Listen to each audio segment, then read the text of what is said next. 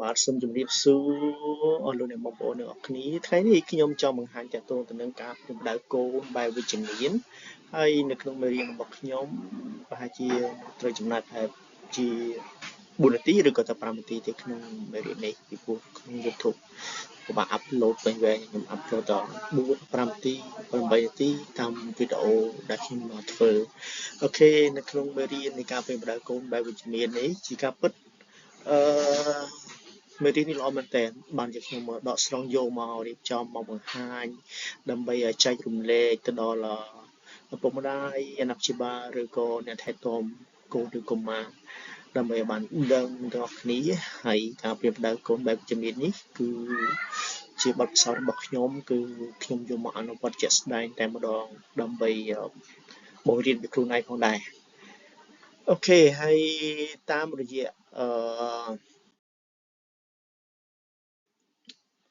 បាទការស្រាវជ្រាវឆ្នាំ2013បាទក្រសួងកិច្ចការនារីហើយនិងអង្គការ UNICEF ស្ដីពីអំពើហិង្សាលើកុមារបានបញ្ជាក់ថាអ្នកដែលរំលោភបំពានលើកុមារគឺភាគច្រើនជាមនុស្សដែលជិតស្និទ្ធជាមួយនឹងកុមារបំផុតមានដូចជាឪពុកម្ដាយអាណាព្យាបាលឬអ្នកថែទាំកុមារបាទហើយនៅក្នុងមេរៀននៃការផ្ដៅកូនបែបវិជ្ជមាននេះខ្ញុំមានគោលបំណង4បាទគោលបំណង4គោលបំណងទី1គឺតកតងទៅនឹងការទទួលស្គាល់ពីមូលហេតុនានានៃអកប្បកិរិយាដែលពិបាកតាមរយៈការអនុវត្តចំណេះដឹងនៃការលូតលាស់និងការអភិវឌ្ឍរបស់កុមារហើយគោលបំណងទី2គឺទទួលស្គាល់ថាកូនឬកុមារមានអកប្បកិរិយាពិបាកនានាគឺទៅតាមដំណាក់កាលនីមួយៗនៃការអភិវឌ្ឍថែមទាំងរកឲ្យឃើញនៅមូលហេតុនៃអកប្បកិរិយានោះដើម្បីជួយគ្រប់គ្រងដល់កូនឬកុមាររួមទាំងជួយឲ្យមានភាពងាយស្រួលក្នុងការគ្រប់គ្រងអារម្មណ៍ដែលពិបាកក្នុងខ្លួនផងដែរចំណែកគោលបំណងទី3បាទគោលបំណងទី3គឺអនុវត្តដោះស្រាយបញ្ហាជាមួយកូនឬកុមារដែលមានអាយុ13ដល់18ឆ្នាំបាទព្រោះនៅក្នុងវ័យ13ដល់18ហ្នឹងគឺខ្ញុំជឿជាក់ថាពុកម្ដាយ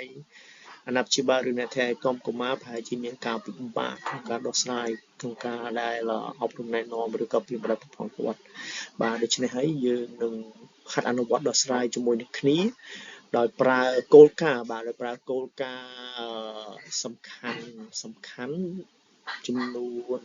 5ហើយធៀបផ្សំទាំង4នៃការចិញ្ចឹមគោបែបវិជ្ជមានហើយមេរៀនថ្ងៃនេះដែរខ្ញុំនឹងយកគោលការណ៍5ហើយនឹងធៀបផ្សំនឹងមកបង្ហាញប៉ុន្តែអត់ទាន់រួមអត់ទេដូចខ្ញុំយកចំណងជើងខ្ញុំមកបង្ហាញទេបាទជាវីដេអូក្រោយខ្ញុំនឹងលម្អិតតទៅនឹងធៀបផ្សំទាំង4នេះបាទនៃការចិញ្ចឹមគោបែបវិជ្ជមាននេះអូខេឥឡូវតទៅទៅនឹងគោលបំណងទី4បាទគោលបំណងទី4ទទួលស្គាល់ថាការប្រៀនប្រដៅកូនបែបវិជ្ជមានដោយការរំលោភបំពានបាទការប្រៀនប្រដៅកូនបែបអវិជ្ជមានសំទោសដោយការរំលោភបំពានវានឹងមានផលប៉ះពាល់នានាដល់កូនពិតប្រាកដមែនបាទនឹងតទៅនឹងការប្រៀនប្រដៅកូនបែបវិជ្ជមានបាទប៉ុន្តែថ្ងៃនេះខ្ញុំគាត់បង្ហាញតទៅប្រៀនប្រដៅកូនបែបវិជ្ជមានបាទអូខេឥឡូវយើងចូលទៅរកចំណងជើងការប្រៀនប្រដៅកូនបែបវិជ្ជមានតើអ្វីទៅជាការប្រៀនប្រដៅកូនបែបវិជ្ជមានបាទការប្រៀនប្រដៅកូនបែបវិជ្ជមានគឺជាការចិញ្ចឹមកូនដោយមិនប្រើទម្រង់ណាមួយនៃអំពើហិង្សាបាទមិនប្រើទម្រង់ណាមួយនៃអំពើហិង្សាទេណារួមទាំងការមិនអើពើដោយផ្ដោតទៅលើគោលការណ៍ទាំង5និងធាតុផ្សំចំនួន4បាទហើយគោលការណ៍ទាំង5និងធាតុផ្សំចំនួន4ហ្នឹងគឺខ្ញុំនឹងបង្ហាញនៅខាងក្រោមហ្នឹងបាទអូខេឥឡូវគោលការណ៍ទាំង5បាទក្នុងគោលការណ៍ទាំង5ហ្នឹងគោលការណ៍ទី1គឺភាព ហិង្សាដល់ភាពហិង្សាភាពហិង្សាគឺការមិនប្រើទម្រង់ណាមួយនៃអំពើហិង្សាលើកូនឬកុមាររួមមានអំពើហិង្សាផ្លូវកាយផ្លូវចិត្តផ្លូវភេទនិងការមិនអើពើបាទតើតើនឹងភាពហិង្សាបានណាគោលការណ៍ទី1ហើយចំណែកគោលការណ៍ទី2គោលការណ៍ទី2គឺផ្ដោតទៅលើការរកដំណោះស្រាយគឺជាការស្ដាប់ការបង្ហាញហេតុផលរួមទាំងការពិភាក្សាការស្វែងរកវិធីឬរបៀបណាមួយដើម្បីដោះស្រាយបញ្ហាប្រកបដោយសន្តិវិធីឬបែបវិជ្ជមានដែលមានការចូលរួមយល់ព្រមនិងការចរចាគ្នាបាទពុកម្ដាយជាមួយកូនហ្នឹងបាទយើងរកដំណោះស្រាយទៅបើឃើញកូនមានចំណុចមិនល្អមិនត្រឹមត្រូវយើងនឹងរកវិធីសាស្ត្ររកដំណោះស្រាយជាមួយពួកគាត់គោលការណ៍ទី3គឺទាក់ទងការគោរពគឺជាការឲ្យតម្លៃស្មើគ្នាក្នុងនាមជាមនុស្សដោយមិនមានការអើពើមានការរើសអើងនិងវិនិច្ឆ័យបាទយើងត្រូវស្រឡាញ់កូនស្មើគ្នាណាហើយមិនជារួមពីច្រើនឃើញកូនណាប្រកែយើងស្រឡាញ់កូននឹងឃើញកូនណាមានចរិតល្អយើងស្រឡាញ់កូននឹងជាកូននោះទៅប៉ុន្តែជាការពិតក្នុងគោលការណ៍យើងទាំង5ហ្នឹងគោលការណ៍ទី3នេះទាក់ទងការគោរពនឹងទោះបីជាកូនយើងខ្សោយមួយប្រកែយើងត្រូវស្រឡាញ់ស្មើគ្នាបាទហើយដោយមិនមានការរើសអើងឬវិនិច្ឆ័យទេការវិនិច្ឆ័យដូចជាយើងឃើញកូននេះល្អយើងតែងតែសរសើរកូននេះទៅប្រៀបធៀបជាមួយកូនមួយទៀតមិនល្អឬប្រៀបធៀបកូនយើងជាមួយកូនគេថាកូនយើងមិនសូវមិនរៀនមិនប្រកែស្រធម៌ផ្សេងអញ្ចឹងទៅអានឹងការវិនិច្ឆ័យហើយប៉ុន្តែយើងមិនត្រូវមានលក្ខណៈយ៉ាងទេយើងត្រូវមានគោលការណ៍ទី3ហ្នឹងគឺការគោរពនឹងបាទចំណែកគោលការណ៍ទី4បាទណាគោលការណ៍ទី4តើតើផ្ដោតទៅលើដំណាក់កាលនៃការលូតលាស់និងការអភិវឌ្ឍរបស់កុមារទាំងអស់ទាំងកុមារាកុមារីឬកុមារដែលមានពិការភាពណាមានការលូតលាស់និងការអភិវឌ្ឍផ្សេងគ្នាទៅតាមកម្រិតអាយុរបស់ពួកគេដូចជាការលូតលាស់និងការអភិវឌ្ឍផ្នែករាងកាយសតិបញ្ញាស្មារតីចរិតលក្ខណៈការគិតនិងអារម្មណ៍ដូច្នេះការបំពេញទៅនឹងតម្រូវការរបស់ពួកគេគឺមានភាពខុសគ្នាបាទហើយចំណែកគោលការណ៍ទី5បាទណាគោលការណ៍ទី5ផ្អែកទៅលើការអនុសញ្ញាណាអង្គការសហប្រជាជាតិស្ដីពីសិទ្ធិកុមារគឺជាអ្វីដែលកុមារមានណាគឺជាអ្វីដែលកុមារមាននិងអ្វីដែលមនុស្សទទួលស្គាល់ទទួលខុសត្រូវចំពោះកុមារបាទទទួលស្គាល់ទទួលខុសត្រូវចំពោះពួកគាត់ណាពួកគេត្រូវធានាថាកុមារមានសុវត្ថិភាពសុខភាពល្អសប្បាយរីករាយទទួលការអប់រំនិងនិយាយអ្វីដែលមានសារៈសំខាន់សម្រាប់ពួកគេ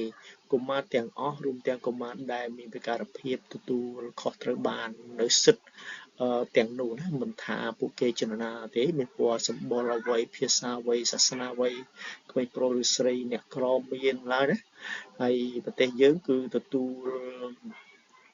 ប្រទេសកម្ពុជាយើងទទួលស្ថាប័នអនុសញ្ញានេះនៅថ្ងៃទី15ខែតុលាឆ្នាំ1992បានថាយើងទទួលស្គាល់ណាធានាដល់កុមារនៅក្នុងប្រទេសយើងហ្នឹងឲ្យមានសិទ្ធិរបស់ពួកគេគ្រប់បែបយ៉ាងតែម្ដងបាទអូខេឥឡូវខ្ញុំចូលទៅនឹងធៀបសំណាធៀបសំទាំង4នៅក្នុងការពិភាក្សាកូនបែបវិជ្ជមានបាទត្រូវដឹងថានៅក្នុងការពិភាក្សាកូនបែបវិជ្ជមានហ្នឹងគឺមានធៀបគោលការណ៍ចំនួន5ហើយនឹងធៀបផ្សំចំនួន4ណាអូខេឥឡូវចូលគោលការណ៍ធៀបផ្សំទាំង1សំទោសធៀបផ្សំទាំង4បាទណាធៀបផ្សំទាំង4មានធៀបផ្សំទី1គឺតកតងនឹងគោលដៅយូរអង្វែងបាទគោលដៅយូរអង្វែងយើងត្រូវដឹងថាពេលដែលយើងព្រៀបដៅកូនអប់រំណែនាំកូនគឺយើងចង់ឃើញនៅថ្ងៃអនាគតដ៏យូរអង្វែងរបស់កូនមានចរិតល្អមានរៀនបានខ្ពស់អីផ្សេងៗទៅអានេះជាគោលដៅយូរអង្វែងរបស់យើងចំណែកធៀបផ្សំទី2តកតងទៅនឹងភាពកក់ក្ដៅហើយនឹងដែនកំណត់ ក្នុងការប្រែកូនបែបវិជ្ជមានត្រូវមានភាពកក់ក្ដៅហើយនឹងដែនកំណត់ជាមួយគាត់ដែរចំណែកការប្រែកូនបែបវិជ្ជមានមួយទៀតនៅក្នុងធាតុផ្សំទី3ហ្នឹងយល់អំពីការគិតនិងអារម្មណ៍របស់គាត់ដែររបស់ក្មេងៗណារបស់កូនយើងបាទយល់ពីការគិតគាត់យ៉ាងម៉េចកម្រិតណាអារម្មណ៍គាត់យ៉ាងម៉េចដែរចំណែកធាតុផ្សំទី4បាទណាធាតុផ្សំទី4គឺតកតងទៅនឹងដំណោះស្រាយបាទដោះស្រាយបញ្ហាបាទណាពុកម្ដាយអ្នកព្យាបាលឬក៏អ្នកថែទាំកុមារឬកូនហ្នឹងត្រូវមានដំណោះស្រាយឬដោះស្រាយបញ្ហាជាមួយនឹងគាត់នៅពេលឃើញគាត់ធ្វើអ្វីមិនត្រឹមត្រូវយើងត្រូវរកវិធីសាស្ត្រដោះស្រាយជាមួយនឹងគាត់ប៉ុន្តែតែចាំថាយើងត្រូវផ្ដល់ភាពកក់ក្ដៅដល់គាត់មានដែនកំណត់សម្រាប់គាត់បាទមិនត្រូវប្រើអំពើហិង្សាជាមួយនឹងគាត់អូខេបាទដូច្នេះនៅក្នុងវីដេអូខ្ញុំថ្ងៃនេះខ្ញុំគាត់តកតងការប្រែកូនបែបវិជ្ជមានបង្ហាញតកតងនឹងគោលការណ៍ទាំង5ហើយនឹងធាតុផ្សំទាំង4ហើយគោលបំណងតែប៉ុណ្្នឹងទេហើយអ្វីដែលខ្ញុំចង់បង្ហាញនៅពេលក្រោយខ្ញុំនឹងចូលនៅធាតុផ្សំទាំង4នេះបាទណាធាតុផ្សំទាំង4នេះមកលម្អិតធាតុផ្សំទី1តកតងគោលដៅយូរវែងហ្នឹងមកលម្អិតបន្ថែមទៀតហើយធាតុផ្សំទី2តកតងភាពកក់ក្ដៅហ្នឹងដែលកំណត់ហ្នឹងខ្ញុំនឹងយកមកលម្អិតបន្តដែរចំណែកគោលដៅទី3តកតងនឹងធាតុការយល់អំពីការគិតនិងអារម្មណ៍របស់កូនក៏ខ្ញុំយកមកលម្អិតដែរប៉ុន្តែប្រហែលជាមួយវីដេអូទេខ្ញុំអាចធ្វើរួមទាំងអស់ទេដោយសារតែវែងវាបានអាប់ឡូតចូល YouTube វាចំណាយពេលច្រើនបាទដូច្នេះខ្ញុំសូមអរគុណយ៉ាងខ្លាំងដែលបានទស្សនាវីដេអូមួយនេះហើយសូមចូលទៅទស្សនាវីដេអូបន្តទៀតទាក់ទងនឹងធាតុផ្សំទី1ហ្នឹងគោលដៅយូរអង្វែងបាទណាសូមអរគុណច្រើនបាទសូមគោរពលា